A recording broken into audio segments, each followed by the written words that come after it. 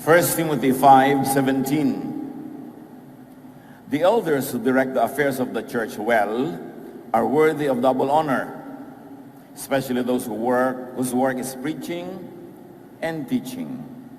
And the double honor there means double honorarium or support. Apply this principle to family elders who raise their children, taught their children, more so if they did it very well. Ang mga nakakatanda daw ay karapat-dapat tumanggap ng dobleng pagpaparangal. Hindi lang po, hindi lang opo, hindi lang in terms of language, but in terms of support. Ang ating pag-aaral, pinamagatan natin, Seniors Discounts. Salamat Panginoon sa mga seniors ng aming buhay.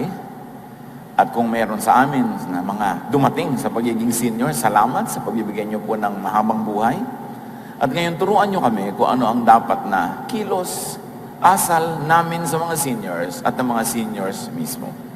Be our teacher, be our leader, and let the beauty of your word apply to every stage of our life. In Jesus' mighty name we pray with thanksgiving. Seniors discounts. Ang mga seniors sa Pilipinas exempted from 12% value-added tax. Ang laki nun. Plus, you get 20% discounts on most purchases. Plus, libre ang mga seniors sa maraming sinihan. Sa mga ibang medyo hindi makayayamanin ng mga bayan-bayan, Monday lang. At kuminsan, first showing lang. Pero sa mga yayamanin, 24/7, basta may palabas, libre ang seniors. In terms of seniors' privileges, the Philippines is a great country to grow old in. At dapat hindi lang sa bansa, privilege ng seniors, lalo sa church. But seniors have other well-earned discounts. At ang mensaheng ito hindi lang para sa mga senior na ngayon, kundi sa mga hindi pa dahil magiging senior din kayo. Kaya mahalagang unawain at ipamuhay. Seniors should be exempted from and enjoy discounts in financial worry in the family. Dapat, kung ang senior ay naging mabuti ng provider, naging mabuting magulang, ay dapat siya ay ine-exempt na sa mga problema at mga sasagutin na financial sa buhay. Security could come and should come from insurance, savings and investments at kung ano pa kung ginawa yan ng senior nung junior pa siya. Pero kung wala kang kinuhang insurance, wala kang tinanim na mga kung ano-ano mga puhunan at wala kang inipon, edi paano ka magkakaroon ng privilege sa ito in your senior years? Kaya, bago maging senior, mag-invest na. At sa mga senior na, huli na ang lahat. Dapat umasa na lang tayo at manalig sa iba pang mga paraan para tayo magkaroon ng freedom from financial worry. Pero maraming hindi pa senior. Dapat kumilos kayo habang hindi pa late. Habang kayo ay nasa 10 o'clock, 11 o'clock a.m. ng buhay nyo. 12 noon, 1 p.m., 2 p.m. pwede pa. Pero kung nasa mga 5:45 p.m. na kayo, paano pa mag-i-invest? Paano pa kukuha ng mga insurance? Ang mahal-mahal na ng premium kung papatulan pa tayo ng insurance. Yung mga health insurance, hospitalization insurance, habang mas maaga, mas kinukuha na yan. Basta reputable yung company. Kung ang dami-dami mong pera, pagkarami-rami mong savings, marami ka investment, pwede sigurong walang insurance. Pero pag sinasabi mong mahirap nga kami, paano kami magkakaroon ng insurance? Mas mahirap nga ang tao, mas kailangan niya yun eh. Kasi anong gagawin niya pag nagkasakit siya? Maninigas na lang siya, hindi naman ganun eh. Gumagawa ka rin ng paraan para makarating sa ospital na may babayaran. Kaya magpakatalino. Kailangan mag-invest. Maraming lagyan ng mga pamumuhunanan. Ecclesiastes 11:2, hatiin sa 7, sa 8, ang kalakal mo. Pagkat di mo masisiguro kung ano ang kasamaang mangyayari sa mundo. So huwag daw sa isa lamang mamuhunan, sa isang tao ka lang namuhunan, doon mo na ibinigay ang lahat. Paano kung bigla yung nakalimot sa'yo? O biglang nag-asawa ng asawa from hell na hindi ka nakilala dahil hindi ka naman kaano-ano ng asawa niya. O O kaya, ang bait-bait nga, biglang nadedo. Kaya kailangan daw hinati-hati mo kung saan-saan ka namumuhunan. Kasi hindi mo alam kung anong pwedeng mangyari sa buhay. Plant in early life to harvest at senior time. And keep planting from the earliest to the last hour. Hanggang pinakamaagang panahon na pwede ka magtanim na para may anihin ka pagtanda. At huwag kang titigil ng katatanim. Do not retire too early. Kasi pag nag-retire ka na, wala ka ng income, pero patuloy ka pang gagastos. At habang tumatanda, nagkakasakit, umihina, dumadami ang gastos. Dapat iniisip, nangyari na yan sa ating mga magulang, sa ating mga lolo't lola, dapat tayong matuto sa kanilang kakulangan ng paghahanda. Keep planting. Ecclesiastes 11:6, sow your seed in the morning, and at evening let your hands not be idle. For you do not know which will succeed, whether this or that, or whether both will do equally well. Magtanim ka daw sa umaga, at pag nakatanim na, may iba ka pa dapat ginagawa. Kasi hindi mo naman alam kung itinanim mo, tutubo ba? Babagyuhin ba yan? Babahain o mapepeste? Kaya huwag lang iasa sa isa. Kailangan meron pang iba. Sa mga pamilya, para tayo guminhawa, dapat hindi lang isang nagtatrabaho at kumikita, tapos lahat nakaasa. Dapat mas maraming nagtatrabaho at kumikita kaysa sa umaasa. So invest in many things. Invest in relationships. Invest in goodwill. Invest in goods. Maraming ini-investa ng tao. Yung iba mag-i-invest na rin lang, negative pa. Magtatanim na rin lang, tinik pa ang itatanim. Anong investment ang gagawin niyo sa mga bata kung lagi niyo kinukurot, lagi niyo ginugulpe, pinagmamalupitan, iniinsulto, kinakawawa? Yun ang tanim niyo. Aanihin niyo yun. Pag kayo na ang mahina at siya na ang malakas, may ani yun. O kaya, the best thing that can happen to you is wala kang anihin dahil hindi ka ginantihan. Eh kung itinanim mo sa bata ay mabuti, maganda, edi may aanihin ka at gagantihan ka ng maganda. O kung hindi ka man magantihan ng maganda, at least hindi ka gagawa ng masama. Isa sa mga pinakamalaking kamangmangan, yung maging malupit ka sa bata, maging maramot ka sa bata, maging masama ka sa bata. Kasi tatanda yun eh. At habang nagiging malakas yun, dumadating sa katanghali ang tapat ng kanyang buhay, papunta ka sa 5:45 o sa 6 o'clock dong sa orasyon ng iyong buhay. Eh siya yung malakas.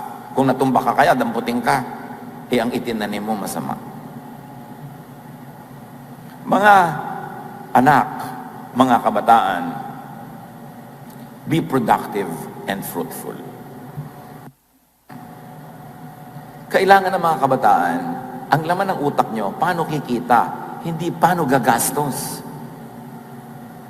Lalo't nag-aaral pa kayo, binabayaran ng matrikula, binabiyan kayo ng baon, huwag kang isipin nyo lagi ano mabibilhin nyo. Anong maluho na bibilhin, anong gadget, anong mga damit. Hindi yun ang pinag-iisipan ng mga hindi pa kumikita. Ang iniisip nyo, saan kaya ako pwede mag-part-time job? Para matulungan ko naman ang magulang ko na hindi nakakalbo na yung magulang ko at tumatanda na at nakukuba na para ako suportahan. Ang society ngayon, lalo sa social media, baliw na baliw ang mga kabataan sa kung anong bibilin. Hindi sa kung ano ang kanilang pwedeng pagkakitaan. At obserbahan ninyo mga kapatid, kadalasan, hindi lagi, kadalasan, yung mga batang lumaki sa hirap, dahil mahirap din ang magulang, hindi nabigyan ng luho. Yung pa nga ang mababait na anak eh. Kadalasan yun ang mabubuting anak. Nakikita nyo yung mga namamasukan dito sa mga malalaking lungsod na galing sa mga nayon, mga probinsya, 10, 12 years old pa lang, ipinapasok na ng magulang na katulong. Yan ang hindi tumitigil magpadala sa magulang buwan-buwan. Hindi nga nabigyan ng ginhawa. Ito naman mga pinalaki sa luho. Ipinagtatampo kung hindi branded ang damit, ang bag, ang telephone. Ang gusto na ngayon ng mga kabataan sa telephone, may lamang spa sa loob. Hindi sapat na nakaka-text o nakakatawag. Dapat kung ano-ano pa mga ginagawa niyan. Kunwari pang research po. Research? Anong nire-research? Eh, ang bababa ng grades. Mga anak, kabataan, stop being burdens to your elders and start becoming supporters as early as possible. At dahil tinuturuan natin ang mga parents na mag-save sa pagtanda nila, mga kabataan, allow your parents to invest and save. Ibig sabihin, kung pinag-aaral kayo, finish your schooling as soon as possible para matumigil na ng paggastos sa inyong magulang nyo at makapag-save naman sila para sa sarili. Para makagastos naman para sa sarili. Hindi yung 12 taong ka na sa kolehiyo, hindi ka pa tapos. Hindi ka ba naaawa sa magulang mo na hindi titigil lamang magtrikula yan? At kung hindi man dumadaing, hindi man nagsasabi diretsahan, makiramdam ka man lang kung hirap na ang iyong magulang. Mga kabataan, lalo't wala pa kayong trabaho, huwag maluho. Hindi ko napupuri yung mga kabataan na ang luluho-luho tas wala naman trabaho. Ano yan? Dugo ng magulang mo, sinisip-sip mo para isuot mo sa yung hikaw na pagkalaki-laki. Yung telephone mo na bagong-bagong pagkamahal-mahal, dugo ng magulang mo, anong nakakahanga doon?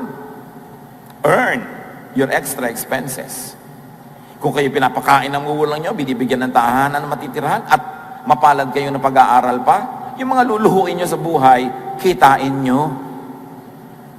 Humanap kayo ng part-time job, ang dami-dami nyong oras na nauubos sa internet, sa social media, ba't di kayo maghanap ng hanap buhay na pang social media? Hindi puro mga kung ano-ano mga pagpopost, mga kinain, mga pinuntahan. Walang kahanga-hanga sa ganon. Pagka ang luho mo, dugo ng iyong kapwa, lalo dugo ng iyong magulang. Sa Bible, sabi, repay evil with good. Masama na nga, susuklian mo pa ng mabuti. Di lalo namang tayong mga mananampalataya, repay good with better, with the best. So how do you repay your parents? How do you repay your elders? How do you repay yung mga tita and tito na tumutulong sa inyong pag-aaral, mga kabataan? Repay them with the shortest possible schooling time para makapagtrabaho na kayo at kumita na kayo. Alang mang pahabain nyo ng pahabain ang pagpasa nila sa inyo.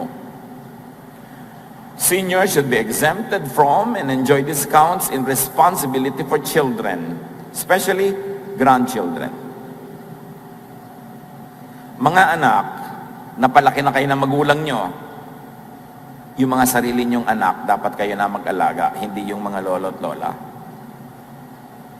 Tapos na ang pananagutan ng magulang nyo nang pinalaki kayo, haharurot kayo sa pag-aasawa, pati pangbili ng gatas, pampaturok ng mga bata, lahat sa lolo't lola. Kailan pa sila magpapahinga? Pagpatay na. Huwag nang bigyan ng alagain, pasanin o alalahanin ang mga matatanda. Kaya mga anak, behave and discipline yourselves. Huwag kayong puro na lang fun, puro mga excitement. Umaakyat kayo ng mga bundok na nakahawak lang kayo sa bato-bato. Kung nahulog kayo at paralitiko kayo, buong buhay kayong aalagaan ng magulang nyo. Ang tanda-tanda na nila, kayo pa rin ang aalagaan. Yung mga may mga dangerous sports. Pagkatapos, basta na kayo mag-aasawa, basta kayo makikipaghiwalay sa asawa, uuwi kayo ngayon sa magulang. Siyempre, hindi naman kayo tataboy, papasanin kayo. Gusto nyo ba yun? Kailan nyo sila pagpapahingahin? Take good care of yourself so you don't become alagain. And take good care of your own children. Yung pag-aalaga ng lolo't lola, dapat, ito yung gusto lang nila. Naiinip sa apo, nagigiliw sa apo, dalin mo, not more than 2 hours. Di ba? Hindi yung sila na lang nag-alaga ng apo, hindi sila nakapagpahinga, hindi sila nakapasyal. Dahil irresponsable itong magulang ng apo. Inalagaan na kayo, ipapaalaga nyo pa anak nyo, that is too much. That is not decent. Unless you are too sick. O kaya talagang hirap na hirap sa buhay, maitawid ka man lang, tulungan ka ng magulang mo, pero pantawid, hindi pang araw-araw, 24/7, buong buhay, napasan ka. Ephesians 6:2-3, igalan mo ang iyong ama at ina. Ito ang unang utos sa may kalakip na pangako. Magiging maganda at mahaba ang iyong buhay sa lupa. May pangako talaga ang Diyos sa mga gumagalang sa magulang ng mahaba at masayang buhay. Pero isa sa ibig sabihin ng paggalang, hindi lang po, opo, mami po, opo, bigyan niyo lang po ako ng pang-load. O anak, para sa 65th birthday mo, eto ang pang-load. Ang tanda-tanda mo na, humihingi ko pa ng pang-load. Isang ibig sabihin ng paggalang, huwag pahirapan ang magulang. At kuminsan, hindi lang biological parents. Kuminsan, sinusuportahan ka ng ate, ng kuya, ng kapatid, ni bunso. Ibig sabihin din, sikapin mo na kumita, may magawa ka sa buhay para kung binibigyan ka man lang ng 100, maging 50 na lang kasi kinikita mo yung 50 o maging 25 na lang o mawala na kasi yung buhay mo, asikasuhin mo. Pagka kumakain ka nang hindi ka naghahanap buhay, siguradong may nagpapakain sa yung iba. At yun ay magandang gawin sa sobrang bata o sobra lamang na mahina o may sakit. O paminsan-minsan na inaalat sa buhay, kailangan ng tulong. Pero hindi yung pangmatagalan at wala nang pahingang pagtulong. Ang ibibigay mo sa iyong magulang bilang paggalang ay gaan, ginhawa, hindi bigat, hindi hirap. Kasama sa paggalang yung huwag silang obligahin na mag-alaga ng mga apo, na mamahala pa rin ng bahay, ng buhay, ng kabuhayan, ng mga bayarin. Dapat nagpapahinga na sila dyan. Kapisan kayo ng magulang nyo sa bahay, tumutulo ang bubong, kayo na dapat ang mag-ayos niyan. Sumabog ang gripo, kung ano-ano, hindi na yung matatanda pa. Nagawa na nila yon sa kanilang tamang panahon. Now it's your turn. Lalo yung mga anak ng mga byuda, mas dapat supportive kayo dyan, o byudo. Mga apo ng byudo at byuda, meron kayong mga pananagutan sa inyong lola at lolo.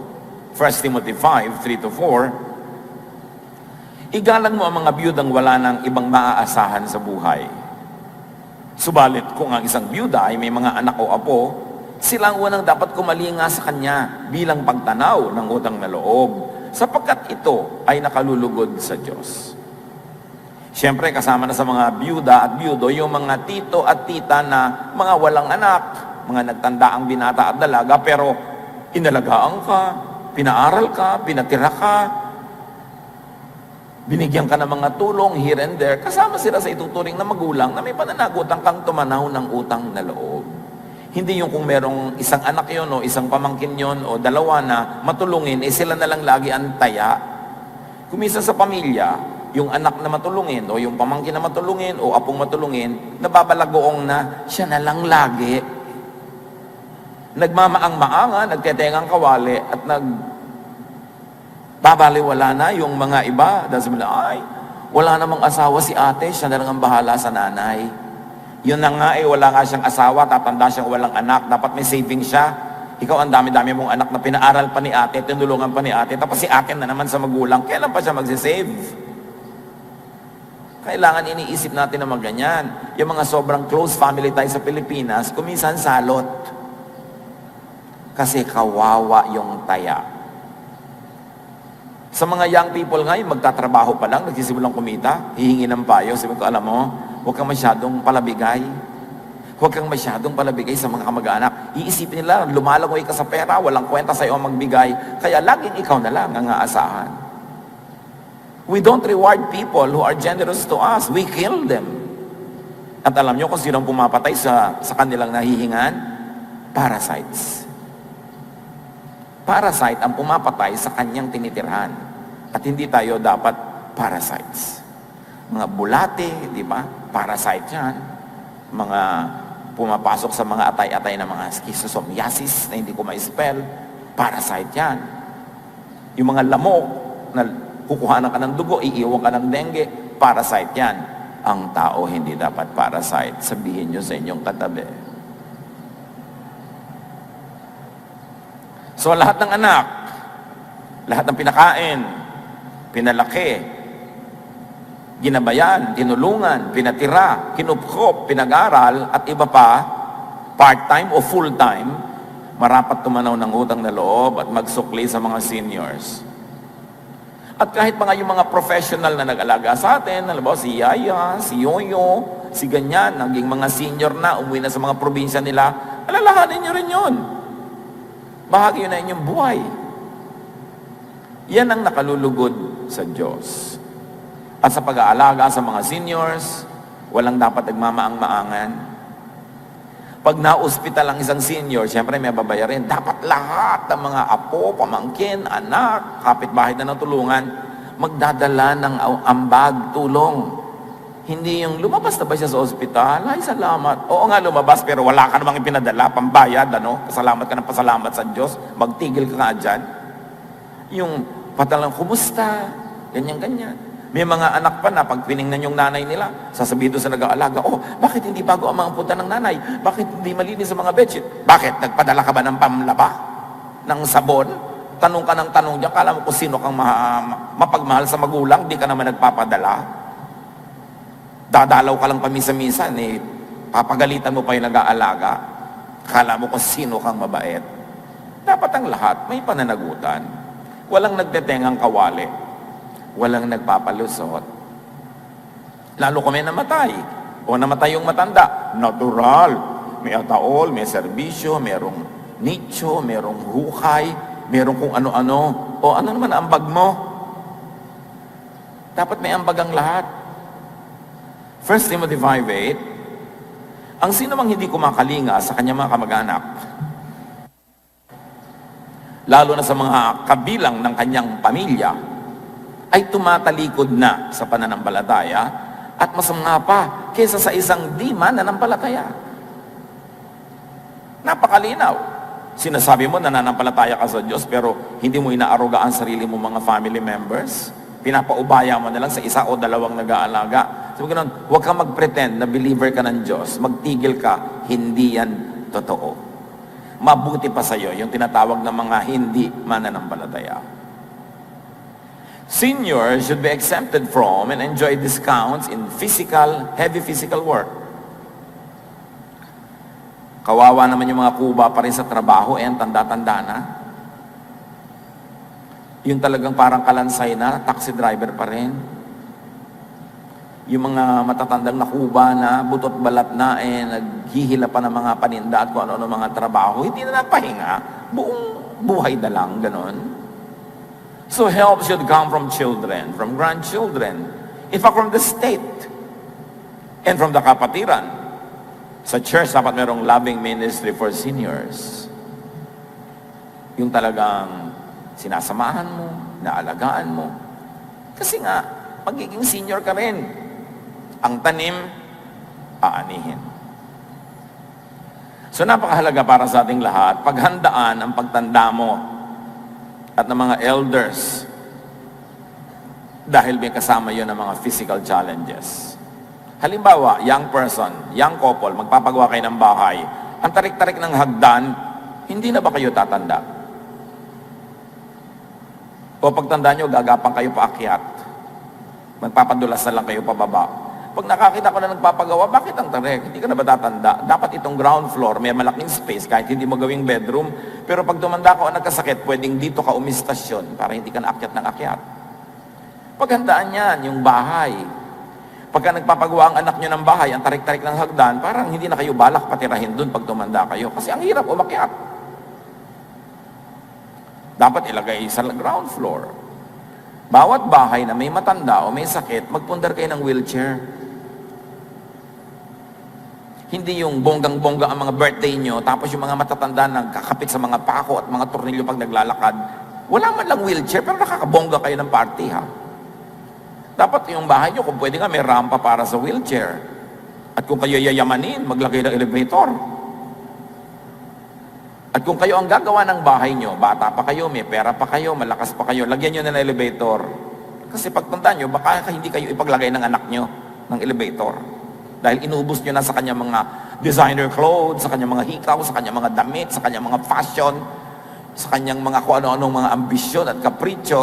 Mabuti ko ipagpagawa kayo ng elevator kung tumanda kayo. Kaya habang bata pa kayo, gawin nyo na. Huwag nyong iasa. Salamat kung gagawin nila, paano kung hindi? Gagawa kayo ng mga banyo, dapat kasya yung wheelchair. May mga hawakan na matatanda. Hindi yung namatay, hindi dahil sa katandaan, dahil nadula sa banyo, humampas ang ulo, nadurog, dumugo hanggang namatay, tapos wala pa kayo dahil mamaya pa kayong gabi darating. Kailangan nakahanda. At mga bahay na mayroong may sakit, lalo matanda, kaya nyo to, kung didibdibin nyo, magpunda naman kayo ng hospital bed. Hindi naman kamahalan yon. Baka mas mahal pa ang cellphone eh. Yung bang napapataas yung likod, napapababa. Hindi yung matanda nangangapit sa mga baging, sa mga lubid para siya tumayo. Yung halos magkanda, kuba-kuba na siya sa mga bakubakong unan para lang itayo yung ulo niya. Samantalang simple hospital bed will make life very comfortable. Huwag nating tagapin, matanda na kasi kaya nahihirapan. Pagka ginawa mo yung parang sinabi mo ng, well, wala na akong pananagutan kasi matanda na siya, dapat lang magdusa siya. Huwag ginagawang dahilan yung matanda na kasi. Yun nga matanda na, kaya mas dapat kailangan mong alagaan.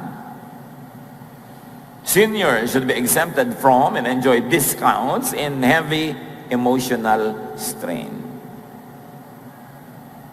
Huwag na silang bigyan ng mga isasama ng loob, ikakalungkot. Huwag nang hatiran ng mga chismis na nakakagalit, mga sumbong-sumbong sa mga alit-alitan ng mga pamilya.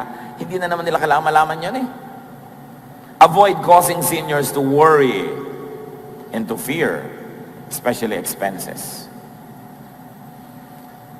Mga kabataan, mga anak na bata pa, patibayin ninyo ang inyong finances, patibayin ninyo ang inyong buhay para pwede kayong sandalan ng matatanda. Hindi yung kayo pa ang nakasandal, baligtad. Dapat patibayin mo yung buhay mo. Ang goal dapat ng mga kabataan ngayon, kailangan magkatrabaho ko agad, kailangan magkanegosyo ako, kailangan yumaman-yaman ako, hindi para sa luho, kundi para masecure ang aking mga magulang, aking mga lolo't lola, na meron silang sasandalan sa oras ng pangangailangan. Goal dapat yun ng kabataan. Avoid causing seniors to be needlessly sad. Ayusin niyo buhay niyo. Bawat broken romance mo, anak o apo, dinaramdam ng magulang. Bawat abortion mo, dinaramdam ng magulang. Bawat broken love mo, dinaramdam. So mag-ingat sa ganito mga area. Kasi, ganun talaga mga magulang. Mahal nila tayo. Ano man ating makabiguan, ano man ating makabaliwan.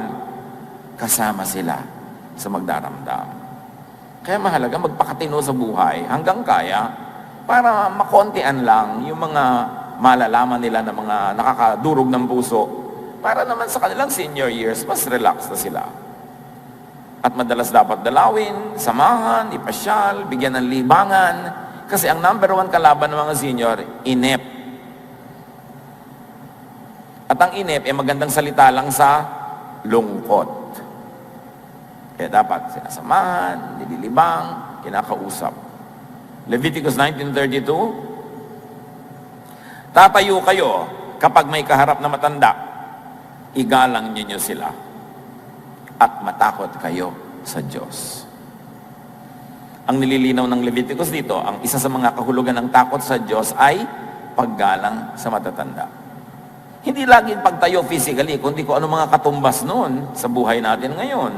Respect, consideration, pagsasaalang-alang, paghingi ng kanilang payo, ng kanilang opinyon. Mahalaga sa yung tinatanong-tanong mo, magpapasya ka, hihingi ka ng payo. Kahit hindi mo laging sinusunod, humingi ka man lang ng payo. Kinakatuwa nila yun. Yung binibigyan sila ng halaga. Psalm 71:18, isang panalangin, even when I am old and gray, do not forsake me, my God. Yan naman ang takot ng lahat ng tao, tumanda. Humina, mawala ng pera, magkasakit, baka wala mag-alaga. Natatakot mamatay, baka wala maglibing. Kaya nananalangin sa Diyos, huwag niyo po akong papabayaan. So, bibigyan natin ng mga katugunan at assurances yung ganun mga fears, lalo na nung medyo talaga nagkakaedad na.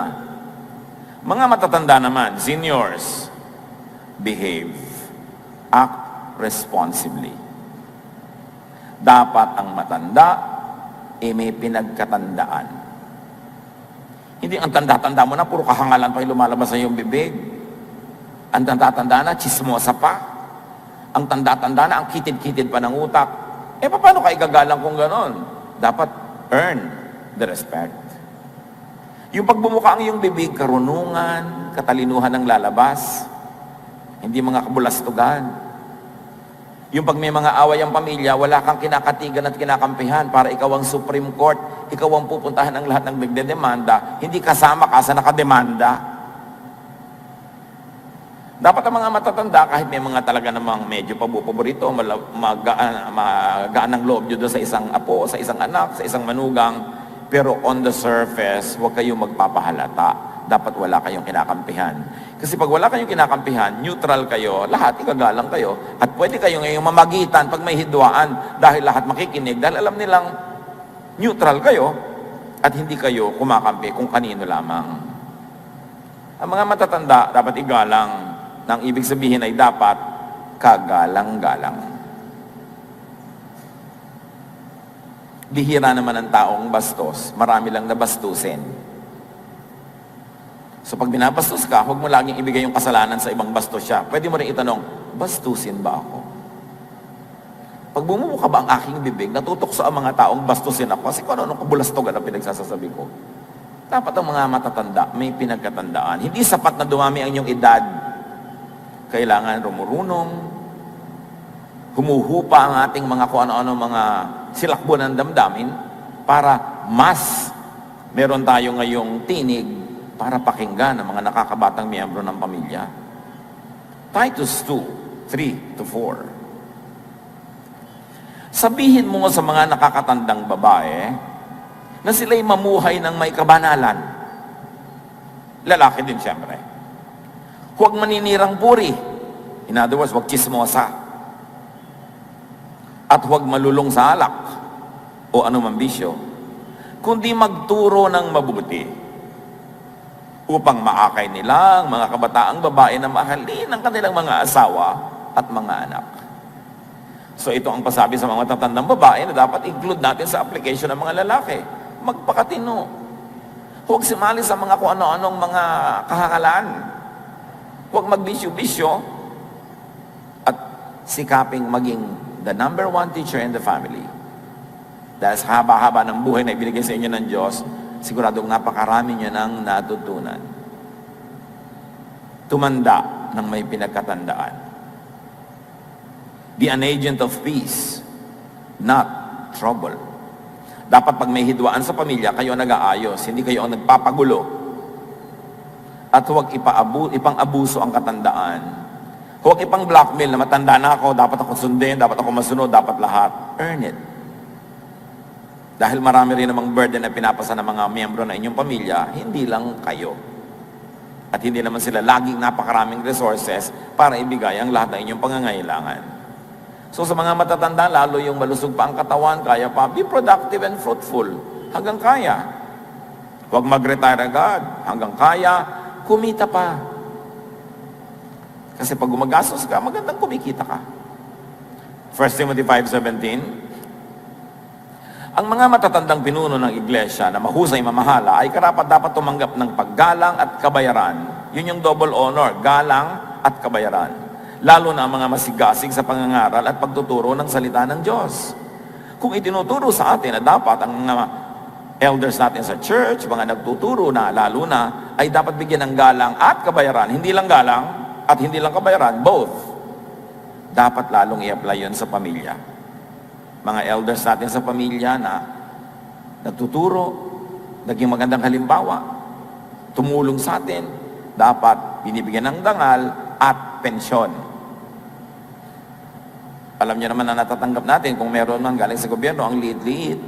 So dapat sa isang pamilya, kung magkakapatid kayo, magpipinsan kayo, nagmi-meeting kayo, o buwan-buwan, mag-contribute tayo ng tingga ganitong halaga. Kung hindi man pare-pareho yung halaga, yung bagay sa income ng tao, at ibigay natin sa lola, sa lolo, sa tatay, sa nanay, buwan-buwan. At sasabihin natin, alam niyo po, buwan-buwan, ito ang aming support sa inyo. Para alam naman niya yung budget niya, alam niyo kung kailan siya gagastos, alam niyo kung kailan siya titigil gumastos. Hindi yung nakikita niyo lang pag mahal na araw, doon niyo lang aabutan. Tapos may mahal na araw pang nando kayo sa beach, walang abot.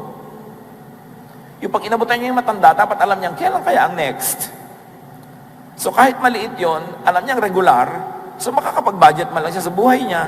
Hindi yung nasa lubong niya lamang, halimbawa sa ibabaw ng ulap, yun yung aabutan. Paano kung hindi nyo nasa lubong? Wala. Simple naman yun huwag lang tayo magmaang-maangan. Tapos sabihin iba, kasi po pag lumuwag ako, bibigyan ko magulang ko. Ha? Anong fantasy yun? May tao bang lumuwag? Habang di ka maluwag, magbigay ka. Habang nahihirapan ka, magbigay ka. Kasi kailan ka paluluwag? Pagpatay ka na. Iginaagaw yan. Pag nagbabudget ka, ito ang sa kuryente, ito ang sa tubig, ito ang sa nanay, ito yung sa tatay, ito yung sa budget sa anak, ito yung kasama. Hindi pag may natira. Kasi alam nyo, wala namang natitira. At kung may asawa kayong maramot, pinagdadamutan yung sarili nyong magulang, abay ilagay nyo sa lugar. Kailangan sabihin nyo, abay magulang ko yan, huwag mong pagdamutan. Kasi dinaramdam ko na madamot ka sa magulang ko. At ikaw din, huwag madamot sa magulang niya. Fair. Kadalasan naman kasi, hindi naman lagi, yung babae, ang daming lihim na abot sa sarili niyang pamilya.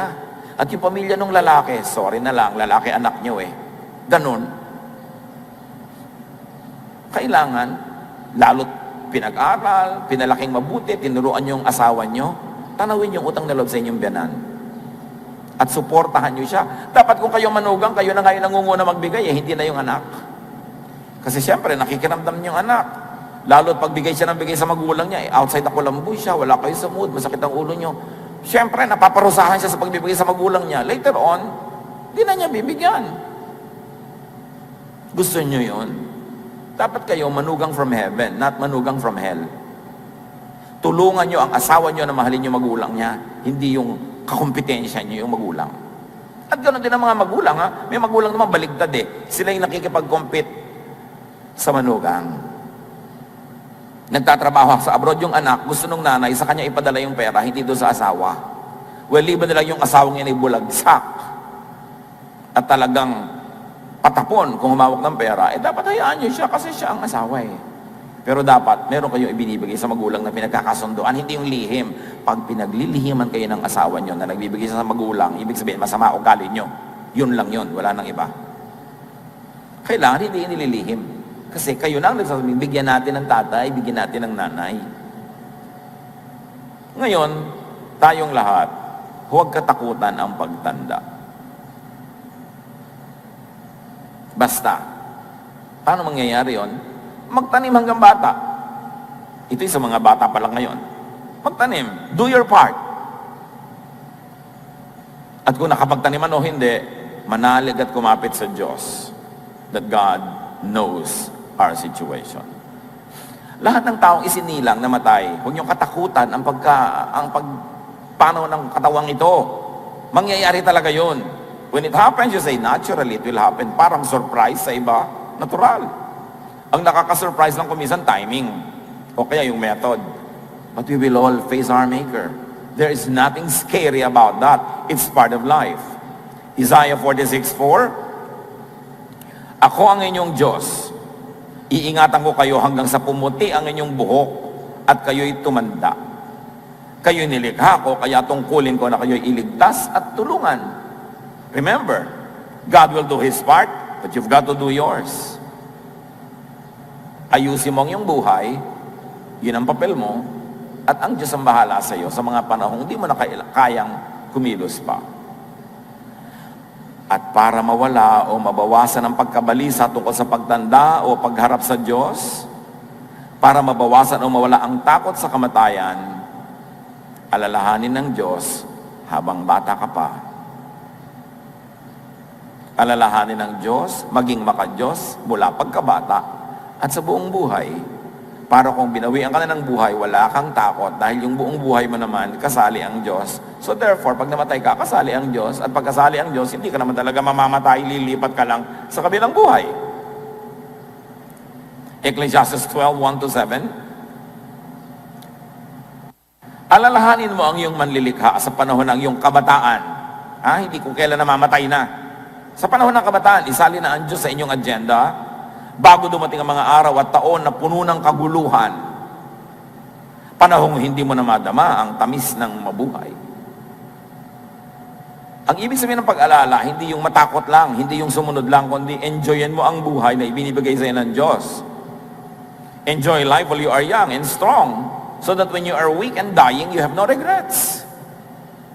Alalahanin mo ang Diyos habang bata ka. Alalahanin mo ang Diyos bago makubli ang sikat ng araw, bago magdilim ang buwan at mga bituin, bago ka matabunan ng makapal at madilim na ulap. Ibig sabihin lang, alalahanin mo na ang Diyos bago ka magkaroon ng katarata. Bago lumabo ang iyong mata, tingnan mo na ang dapat tingnan, basahin mo na ang dapat basahin. Para pag lumabo na, wala kang pagsisisi mo. Siyempre, tumatanda ako, lalabo. Pero ang dami ko nang nakita, okay lang. Yun ang ibig sabihin ng alalahanin ng Diyos. Live your life to the fullest when you have the energy, when you have the sight, when you have the resources. Bago lumabo ang mata. Verse 3, alalahanin mo siya bago humina ang iyong katawan. Bago manghina ang iyong mga bisig. Bago mawala ng lakas ang iyong mga tuhod. So mamasyal na. Mamasyal pa more. Now na. Diba? Lalo kung mga 2 o'clock na ng hapon ang buhay mo, 3 o'clock, 4. Now na, kailan pa? Kaya nga sabi ko, dapat ang matatanda, palayain niyo sa mga responsibility. Paano naman mamamasyal kung may 3 apong nakakapit sa kanya? Hindi naman siya Buddha. Ang daming nakasabit na bata. No? So kailangan palayain. Alalahanin mo siya bago mabungi ang iyong mga ngipin at bago lumabo ang iyong mga mata. Alalahanin mo nga siya bago dumating ang panahon na sarado na ang mga pintuan at tumigil na ang tunog ng gilingan. Ibig sabihin, bago ka mabingi, enjoyin mo na yung maririnig, yung musika, yung lahat. Para pag nabibingi ka na, alam mo na, di ba, ang dami ko lang nadinig. Natural, mabibingi ako. Alalahanin daw ang Diyos bago dumating ang panahon na madali kang magising sa himig ng ibon o sa tunog ng awitin ay tuluyang tumigil. Alam niyo naman yung matatanda, bingi, sinisigawan mo, hindi ka madinig, pero nagigising sa konting kaluskos. So sabi, bago daw mangyari yon, alalahanin mo na ang Diyos. Live your life to the fullest. Hindi ito panakot, na matakot ka sa Diyos, huwag ka mag-enjoy. No, kabaligtaran, enjoyin mo ang buhay. Sa panahon na binibigyan ka ng Diyos ng lakas at kakayahan. Kasi darating ang panahong mababawi yan. Dapat pag dumating yon, sulit ka na. Para wala kang pagsisisi. Nagiging ka na magigisingin. Kaya habang bata, matulog. Mga bata, nadinig nyo ba? Habang bata, ano? Huwag magpuyat. Wala akong nadinig sa Bible na teaching na magpuyat. Anak, uuwi kang maaga. Hindi umaga. Maaga, pero umaga pala ang uwi. No? Siyempre, ang mga bata, alam nyo, habang wala kayo, nag-aalala magulang, nag-aalala matatanda, kung ano-ano mga takot ang pumapasok sa ilang isip na na-rape kayo, pinuto lang inyong ulo, tinadtad kayo, inilagay kayo sa drum, binuhusan ng semento, at inihagi sa Manila Bay. Kung ano-ano mga naiisip na matatanda, alam nyo ba yan? Kaya tanong na, nasan ka na? Where are you na anak? Nabubwisit naman yung anak, tanong yung magulang. Lobat po ako. Ganyan, biglang wala akong load. Pagka nobyo ang tumatawag, Anli. Pag magulang, walang load. Siyempre, inaalala kayo eh. Tandaan nyo yan, huwag magpuya. Verse 5, alalahanin mo siya bago dumating ang panahong katatakutan mong umakyat sa matataas na lugar, bago dumating ang panahong di ka na makalakad ng mag-isa. So ulit, mamasyal na lang mamasyal habang kaya. Paano nga mamamasyal yung magulang nyo kung nakakalimang kurso na kayo, ayaw nyo pa magtrabaho, aral pa rin kayo ng aral, kailan sila mamamasyal? Pagpunta nila sa langit, pag namatay na sila, ganun. Kailangan mag-isip-isip tayo. Bago pumuti ang iyong buhok at lipasan ang pagnanasang sumiping sa minamahal, enjoy na daw ang pagsiping sa minamahal. Kaya mga may asawa, siping pa more. At siping na now. Kasi darating ang panahong, para na lang kayo magkapatid. So, sabi, enjoy your life. Ang galing-galing ng turo ni Solomon tungkol dyan. Darating ang araw na tayo ipupunta sa huli nating hantungan. Sure yun. Alalahanin mo siya bago manumbalik sa alabok ang ating katawang lupa at ang ating hininga ay magbalik sa Diyos na may bigay nito. So, hindi mo lang aalalahanin siya pag namamatay ka na. Every stage of your life, you glorify God with a good, happy, productive, fruitful life. This is what life is all about. At pag daw inalala mo ang Diyos sa lahat ng estado ng iyong buhay, pag mamamatay ka na, wala kang dapat ikatakot. Kasi yung katawan mo lang ang mamamatay, babalik yun sa lupa. Yung espiritu mo babalik sa Diyos. So huwag tayo masyadong madrama. Pag may mahal tayo sa buhay na inililibing, ayan na siya, inililibing, matatabunan na siya. Hindi na siya yan. Yung espiritu niya, nasa Diyos na. Yung katawan lang na isinuot ng espiritu niya, ang inililibing natin, hindi yung tao. Hindi yung kanyang espiritu, hindi yun pwedeng ilibing. Kaya mga iba, alam mo, natatakot ako pag inilibing ako, baka madilim, baka masikip. Wala ka na dun pag inilibing yung katawan mo, hindi ka kasali dun, so hindi ka dapat natatakot. Para lang yung damit na inilagay mo sa maleta, magbabiyahe ka kasi, so yung maleta ba, pag nasikipan yung damit mo, nasisikipan ka? No, damit mo lang yun eh. Ganon din yung katawan. Kaya huwag kayong sobrang nagdadrama yung pag kami namamatay. Dumadami lang ang lungkot. Ang asikasuhan nyo mga kapatid, live a good life, be productive, be happy, be good to others, minimize pain, maximize pleasure, do the most good, and die. Natural mangyayari yun. Walang katakataka. Kasi kung hindi naman mamamatay yung katawan, hindi naman babalik ang espiritu sa Diyos. So ang totoo lang yan, yung katawan na yan na mahal natin, ay kulungan ng ating espiritu. Hindi lang makalaya para bumalik sa Diyos. Kaya pagka namamatay na, ibigay na. At para hindi kayo nalulungkot pag namatay ang inyong mga mahal sa buhay, mahalin nyo habang buhay. Paglingkuran nyo, gawan nyo ng mabuti. At pag namatay, sabi mo, well, meet your maker. Hindi ako masaya, pero hindi rin ako magluluksa. Kasi minahal naman kita nung buhay ka. Ngayon, patay ka na, ililibing kita at meet your God. Ano pang drama natin sa buhay? Alisin nyo yung drama sa kamatayan kasi lalo lang humihirap eh. Natural yun. It is to be expected. Ano naman ang dapat ikatakot sa pag-uwi sa Diyos? Ano nakakatakot doon? So paghandaan, huwag katakutan ang paglipat sa kabilang buhay. Yun ang reward mo for having all the difficulties and the struggles and the victories in life to meet your Maker. Ang kamatayan ng katawan ay pinto patungo sa kabilang buhay. Hindi yun parusa. Hindi yun nakakatakot.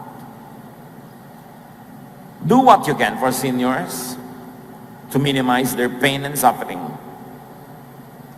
Acts 20:35. Sa lahat ng pagkakataon, dapat ninyong tulungan ang mahihina. Sino ang tutulungan? Hindi yung malalaking kalabaw na mga anak nyo o pinsan o kapatid na nakatutulog maghapon, laro ng basketball at bili ng kung ano-ano, walang trabaho. Hindi yun ang tinutulungan. Ang tawag doon pagkonsinte sa mga kalabaw. Mabuti pa yung kalabaw, nagtatrabaho sa bukid. May pakinabang. Tayo mga Pilipino, sobrang magmahal, pati mga batugan, mga tamad, sobrang nating konsintihin. Kawawa yung mga responsableng miyembro ng pamilya natin kasi silang pumapasan. You don't always give to the needy.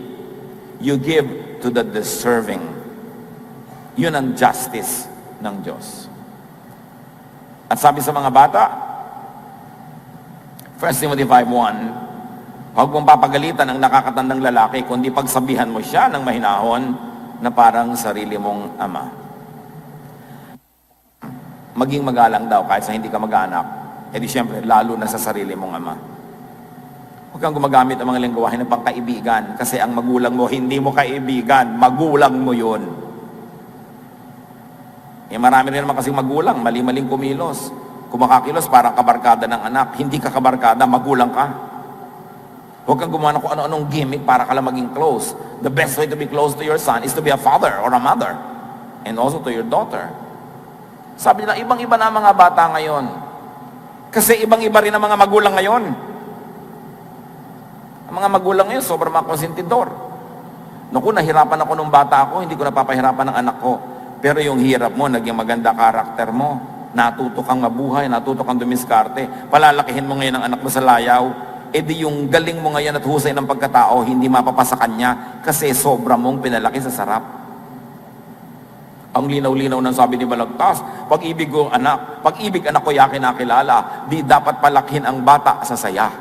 At sa katuwaan kapag namihasa, paglaki walang hihinting ginhawa. Para ng halamang lumaki sa tubig, dahoy nalalanta, munting di madilig. Ikinaluluoy ang sandaling init. Ganyan din ang pusong sa tuway maniig. Ang laki sa layaw, karaniway hubad, sa bait at muni, sa hatol ay salat. Masaklap ang bunga ng maling paglingap, habag ng magulang sa irog na anak. Si Balagtas yan. Ang tagal-tagal na niya sinulat yan. Totoo pa rin. Yung sobrang pinapalaki sa sarap, bihirang magbunga na nagiging mabuting tao. Huwag niyo naman torturein yung anak niyo, balutan niyo ng barbed wire, takpan ng tape ang bibig, gutumin, hindi. Pero hayaan yung mahirapan, kasi sa paghihirap, nagkakaroon ng values. Ang sobrang ginhawa, insensitive to the needs of others. Nagiging selfish. So do what you can for seniors to maximize their comfort, happiness, and peace of mind. Sabi ng Panginoon sa Genesis 15:15, pahahabain ko ang inyong buhay, mamamatay at ililibing kang payapa. Ito ang pangako niya sa mga taong aalalahanin siya, all the stages of their lives. And what do you do with seniors? Maximize their power to do the most good. Deuteronomy 5:33, mamuhay kayo ayon sa kanyang mga utos. Sa ganoon, sasagana kayo at hahaba ang buhay niyo. Siyempre, if you're playing it safe, if you're all right, mami-minimize yung mga possibilities na mapaaga ang iyong kamatayan. Ibigay sa seniors ang privilege discounts nila. Do not problematize life and old age. Maghanda sa iyong parating at na pagiging senior, kung hindi ka pa senior. Be productive and enjoy every stage of your life. Live your life well. Then enjoy your senior years. Then meet your Maker.